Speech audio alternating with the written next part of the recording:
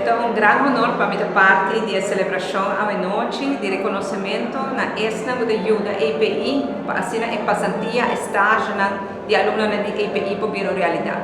EPI é um instituto sumamente importante para nós aqui, junto com o EPP, junto com o OAA, nada percurar para preparar-nos jovens e nos adultos arriba e trabalhar no mercado.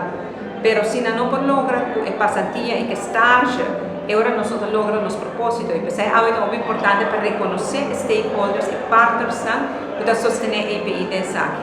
Nos desejos da para a ensinança vai mais e mais riba em matéria mais técnico, tecnologia, IT, ciência, matemática, engenharia, para assim nós preparamos os jovens para trabalhar no futuro. E para isso nós precisamos de mais partners. Que há um momento de celebrar, de que era um logro muito grande de EPI para lograr essa aqui e ojalá nos tenha mais partners interessados para partner com a EPI para ajudar os alunos a passar na passantia e assim nos preparar para o futuro de amanhã.